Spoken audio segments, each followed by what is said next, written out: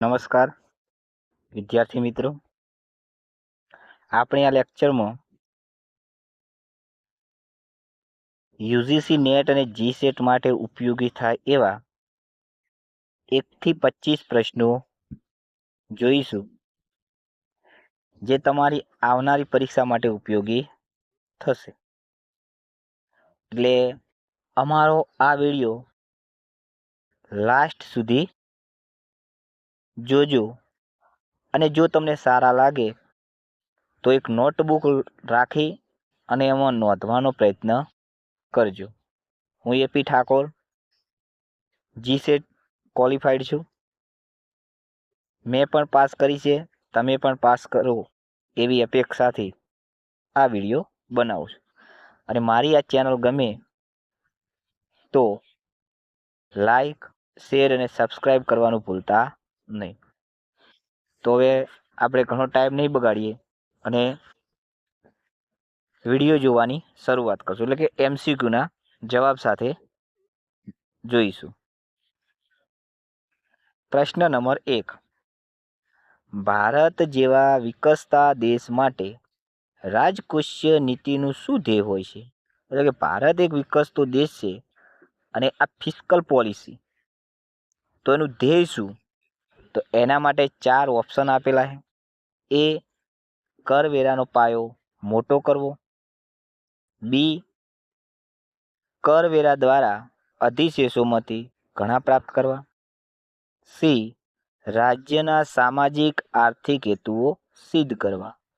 અને ડી, ઉપરના બધા. તો પ્રશ્ન નંબર 1માં સાચો જવાબ એ છે, જે ઉપરના ત્રણેયનો સમાવેશ રાજકોષીય નીતિના ધ્યેયમાં થાય છે. તો એનો સાચો જવાબ આવશે ડી, ઉપરના બધા જ. એનો પણ સમાવેશ થાય, બીનો પણ સમાવેશ ને સીનો પણ સમાવેશ થાય છે રાજકોષીય નીતિના ધ્યેય. પ્રશ્ન નંબર 2. ડર્બિન વોટસન સ્ટેટિસ્ટિક્સ માટે મર્યાદિત મૂલ્યો કયા છે? એ, -1 અને +1. બી, 0 અને અનંત. સી, -4 અને +4. ડી, -અનંત અને +અનંત. તો આમાં સાચો જવાબ આવશે સી, -4 અને +4. પ્રશ્ન નંબર 3. ગ્રામીણ વિસ્તારમાં ₹32 એક દિવસ અને ₹47 શહેરી વિસ્તારના એક દિવસના ગરીબી રેખા માટે ખાલી જગ્યા સમિતિએ નક્કી કરેલ છે. તો કે જે લોકો ગ્રામીણ વિસ્તારમાં રહેતા હોય એ એક દિવસના ₹32 અને જે લોકો શહેરી વિસ્તારમાં રહેતા હોય એ એક દિવસના ₹47 વાપરી શકતા હોય એવા લોકોને આપણે શું કહીશું? ગરીબી રેખા છે, એટલે ગરીબી છે. તો એમાં સાચો જવાબ છે, કઈ સમિતિએ નક્કી કર્યા હતા? એટલે કે ગ્રામીણ વિસ્તાર માટે ₹32 અને શહેરી વિસ્તાર માટે 47. એ, તેંડુલકર સમિતિ. બી, સક્સેના સમિતિ. સી, રંગરાજન સમિતિ. અને ડી, લાકડાવાળા સમિતિ. તો આનો સાચો જવાબ છે સી, રંગરાજન સમિતિ. પ્રશ્ન નંબર 4. લેફર વક્ર કયા બે ચલરાશિઓના સંબંધોની સમજૂતી આપે છે? એ, કરવેરા અને કર મહેસૂલ. બી, કરવેરા અને રોજગારી. સી, કરવેરા અને આવક. ડી, કરવેરા અને સરકારી ખર્ચ. તો આમાં સાચો જવાબ છે એ, કરવેરા અને કર મહેસૂલ. કર મહેસૂલ એટલે કર આવક. શું થશે? કર આવક. તો આનો સાચો જવાબ આવશે એ.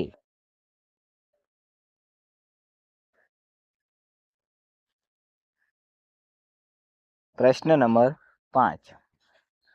નિષ્ણાત સમૂહ એટલે કે સમિતિ, નિષ્ણાત સમિતિ, જે સી રંગરાજન હેઠળ અંદાજિત ગરીબી રેખા નીચે જીવતા ગ્રામ્ય લોકોની ટકાવારી ખાલી જગ્યા હતી. એ 29.5%, બી 26.4%, સી 30.9% અને ડી 27%. તો આનો સાચો જવાબ છે સી. જે રંગરાજન સમિતિએ નક્કી કર્યું હતું કે 30.9% લોકો ગરીબી રેખા નીચે જીવતા ગ્રામ્ય લોકોની ટકાવારી છે. એટલે કે ગ્રામ્ય વિસ્તારમાં 30.9% લોકો ગરીબી રેખા નીચે જીવે. 6. નીચલા ઢાળવાળી સમઉત્પાદકીય સીધી રેખાઓ પ્રદર્શિત કરે છે. એ તકનીક સીમાંત અવેજીના દરમાં વધારો, બી તકનીકી સીમાંત અવેજીના દરમાં ઘટાડો, સી સ્થિર તકનીક સીમાંત અવેજીનો દર અને ડી તકનીક સીમાંત અવેજીનો દર નક્કી કરી શકાતો નથી. તો 6મો સાચો જવાબ છે સી, સ્થિર તકનીક સીમાંત અવેજીનો દર.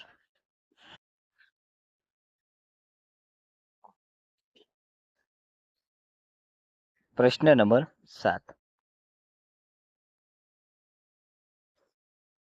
ફુગાવાજન્ય તફાવત એટલે વધારે કુલ ખર્ચ વધુ થાય છે કુલ પુરવઠા કરતા.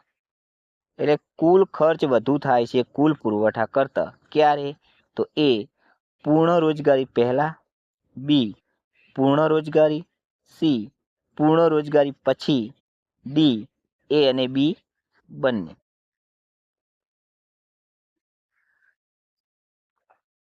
તો આમાં સાચો જવાબ આવશે સી. ક્યારે થાય? પૂર્ણ રોજગારી પછી. પ્રશ્ન નંબર 8. કિંમત નેતૃત્વ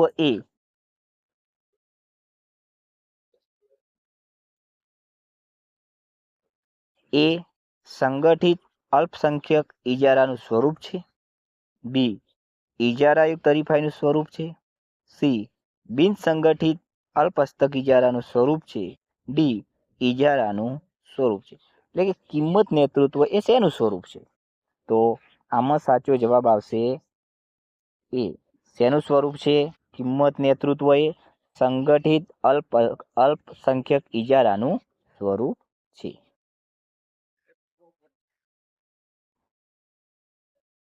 પ્રશ્ન નંબર 9. ફે અને રેનિસ તેમની પુસ્તક ડેવલપમેન્ટ ઓફ લેબર સરપ્લસ ઇકોનોમીમાં ખાલી જગ્યાના આધાર પર દલીલ કરે છે. તો શેના પર દલીલ કરે છે આ બે અર્થશાસ્ત્રીઓ?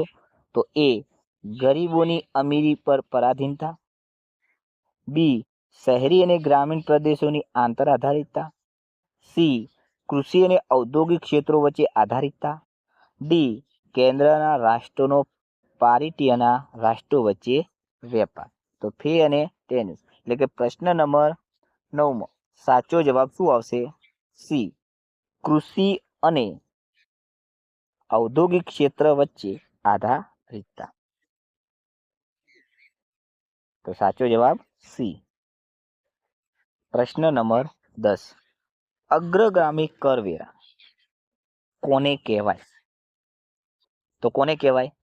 તો એના 4 ઓપ્શન આપેલા છે. એ ઉત્પાદકો કરતા ઉપભોક્તાઓને વધારે અસર કરશે, બી ઉપભોક્તાઓ કરતા ઉત્પાદકોને વધારે અસર કરશે, ઉપભોક્તાઓ અને ઉત્પાદકોને એકસરખી અસર કરશે, સરકારની આવક પર નકારાત્મક અસર કરશે. તો આમાં સાચો જવાબ આવશે એ. કોને અસર કરશે? ઉત્પાદકો કરતા ઉપભોક્તાઓને વધારે અસર કરશે. એટલે કે જે ઉત્પાદકો છે એટલે કે ઉત્પાદન કરતા છે એમને ઓછી અસર કરશે, જે વપરાશ કરતા છે એમને વધારે અસર કરશે. એવા કરવેરાને કેવા કરવેરા કહેવાય? અગ્રગામી કરવેરા. 11. પ્રશ્ન નંબર. કયા કેન્દ્રીય વલણના માપમાં લેવામાં આવેલ વિચલનનો સરવાળો હંમેશા શૂન્ય થાય છે? એ મધ્યસ્થ, બી બહુલક, સી ગાણિતિક મધ્યક અને ડી હકારાત્મક મધ્યક. તો આમાં પણ સાચો જવાબ છે સી ગાણિતિક મધ્યકમાં હંમેશા વિચલનનો સરવાળો કેવો થાય? શૂન્ય થાય છે. પ્રશ્ન નંબર 12, નીચેનામાંથી કયા અર્થશાસ્ત્રીઓના મતે નાણાંનો ચલણ વેગ સ્થિર રહે છે? એ પ્રશિષ્ટ અર્થશાસ્ત્રીઓ, બી કેન્સિયન અર્થશાસ્ત્રીઓ, સી નાણાવાદી અર્થશાસ્ત્રીઓ, ડી એ અને બી. તો આમાં સાચો જવાબ આવશે એ. કોણ આવશે? એ. પ્રશિષ્ટ અર્થશાસ્ત્રીઓના મતે નાણાંનો ચલણ વેગ સ્થિર રહે છે. પ્રશ્ન નંબર 13, નીચેનામાંથી કઈ મહેસૂલી આવક નથી?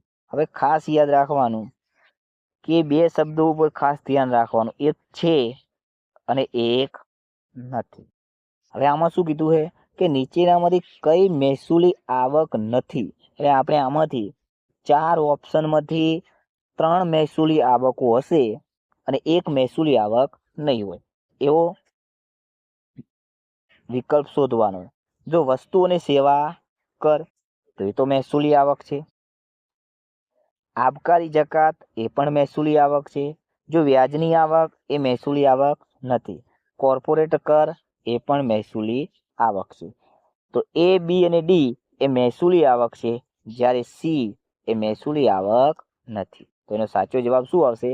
સી વ્યાજની આવક એ મહેસૂલી આવક નથી. પ્રશ્ન નંબર 14, ગતિવર્ધન સિદ્ધાંતમાં મૂડી ઉત્પાદન ગુણોત્તર ખાલી જગ્યા ધારવામાં આવે છે.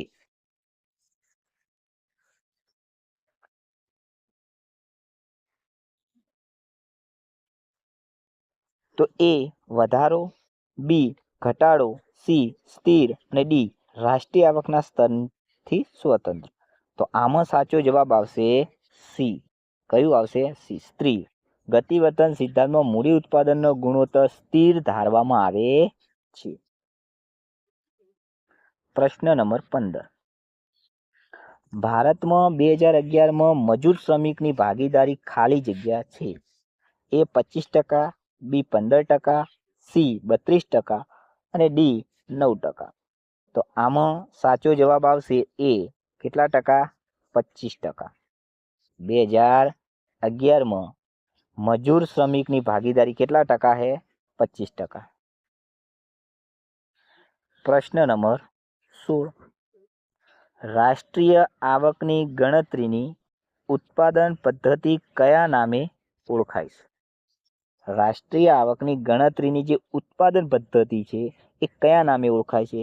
તો રાષ્ટ્રીય આવકની ગણતરીની મુખ્ય 3 પદ્ધતિઓ. એક ખર્ચ, આવક અને ઉત્પાદન. તો જોઈએ, એ મૂલ્યવર્ધક, બી આવક પદ્ધતિ, સી ખર્ચ પદ્ધતિ અને ડી ચોખ્ખી ઉત્પાદન પદ્ધતિ. તો જોઈ લઈએ કે ચોખ્ખી ઉત્પાદન પદ્ધતિ તો આવશે નહીં. ખર્ચ પદ્ધતિ એનું અલગથી છે અને આવક પદ્ધતિ એ પણ અલગથી છે. તો એનો સાચો જવાબ શું આવશે? એ. જે ઉત્પાદન પદ્ધતિ છે એને કયા નામે ઓળખવામાં આવે છે? તો મૂલ્યવર્ધક પદ્ધતિ. એટલે એનો સાચો જવાબ એ. પ્રશ્ન નંબર 17, જો શ્રમની સરેરાશ ઉત્પાદકતા બરાબર શ્રમની સીમાંત ઉત્પાદકતા હોય તો એ શ્રમની સરેરાશ ઉત્પાદકતા મહત્તમ છે, બી શ્રમની સીમાંત ઉત્પાદકતા મહત્તમ છે, સી ઉપરના એ અને બી બંને અને ડી ઉપરના એ અને બીમાંથી એક પણ નહીં. તો શ્રમની સરેરાશ ઉત્પાદકતા બરાબર શ્રમની સીમાંત ઉત્પાદકતા હોય તો શ્રમની સરેરાશ ઉત્પાદકતા કેવી થશે? મહત્તમ થશે. મહત્તમ થશે. એટલે આપણો સાચો જવાબ આવશે એ.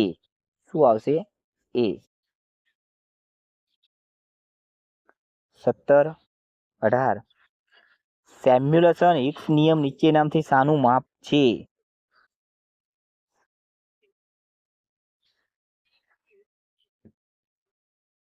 એ ઉપભોક્તાઓનો અધિશેષનું, બી ઉપભોક્તાની સમતુલા, સી માંગની સ્થિતિસ્થાપકતા ડી સીમાંત દૃષ્ટિ ગુણ. તો આનો સાચો જવાબ આવશે સી માંગની સ્થિતિ સ્થાપકતા. પ્રશ્ન નંબર 19. કાર્લ માર્ક્સના મતે નીચેનામાંથી શાના લીધે મૂડીવાદ પડી ભાંગશે તેવી આગાહી કરી હતી? કાર્લ માર્ક્સે એનું એક દાસ કેપિટલનું પુસ્તક છે અને આ કાર્લ માર્ક્સે એક આગાહી કરી હતી કે મૂડીવાદ પડી ભાગશે. શાના લીધે મૂડીવાદ પડી ભાગશે?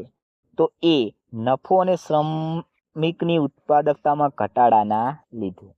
બી ભાડા અને વેતન વચ્ચે ઘટતું મળતર અને ઘટતું ઉત્પાદન. સી વસ્તીમાં અતિશય વધારો અને વધતી બેરોજગારી. ડી વધુ ઉત્પાદન અને સામાજિક ઉથલપાથલ સાથે સંકળાયેલી કટોકટી. તો આમાં સાચો જવાબ છે ડી.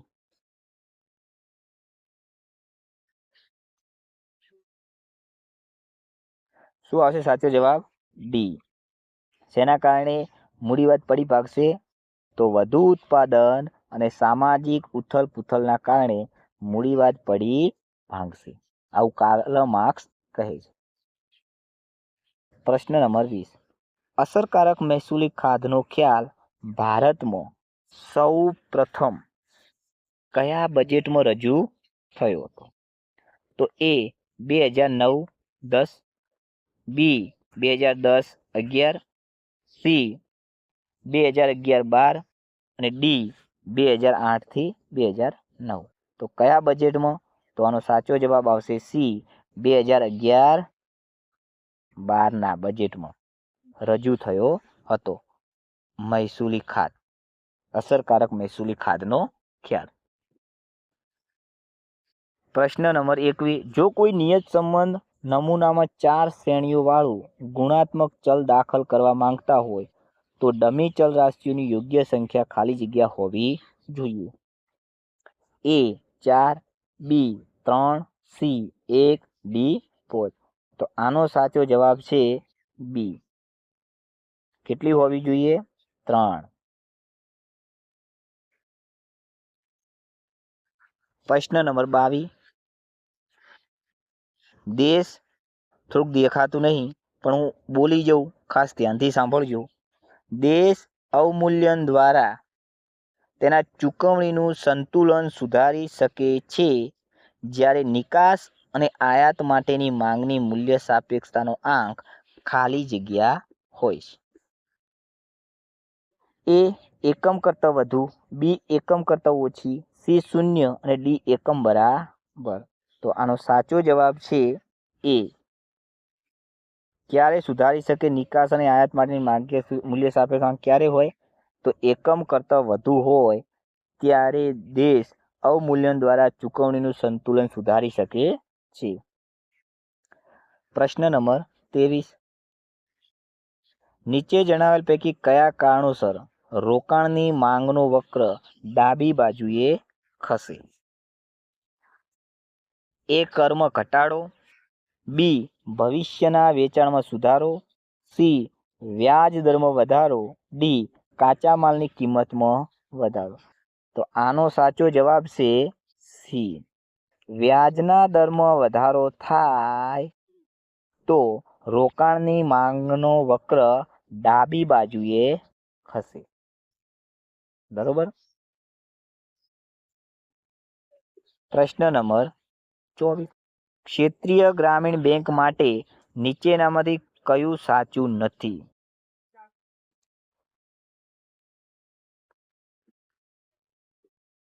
એ તે નાના અને સીમાંત ખેડૂતોને સીધું ધિરાણ પૂરું પાડે છે.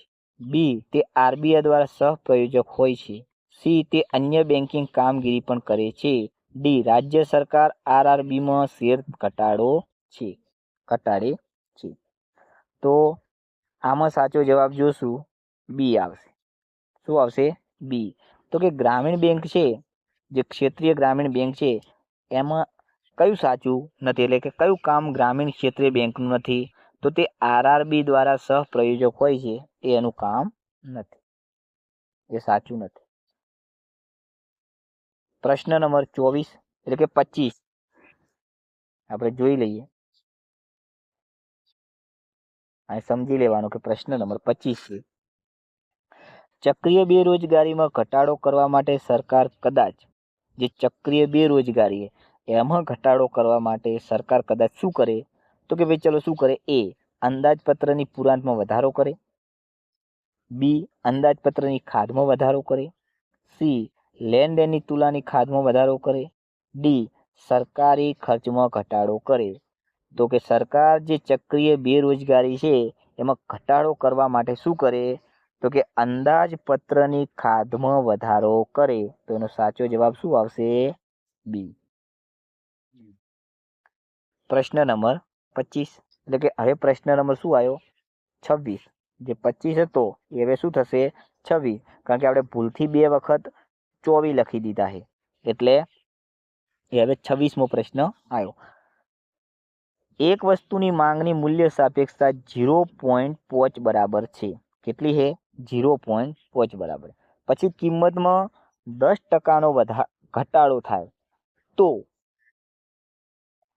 એ માંગમાં 5%નું વિસ્તરણ થશે, એટલે કે માંગમાં 5%નું વિસ્તરણ એટલે વધારો થશે. બી માંગમાં 0.5%નું વિસ્તરણ થશે, એટલે કે માંગમાં 0.5%નો વધારો થશે. સી માંગમાં 5%નું સંકોચન, એટલે કે માંગમાં 5%નું સંકોચન એટલે ઘટાડો થશે. ડી માંગમાં 0.5%નું સંકોચન એટલે કે માંગમાં 0.5%નો ઘટાડો થશે. તો પ્રશ્ન નંબર 26માં જો કોઈ એક વસ્તુની માંગની મૂલ્ય સાપેક્ષતા 0.5 બરાબર છે પછી કિંમતમાં 10%નો ઘટાડો થાય તો શું થાય? માંગમાં 5%નું વિસ્તરણ થશે, એટલે કે માંગમાં 5%નો વધારો થશે. તો આપણો સાચો જવાબ શું છે? એ.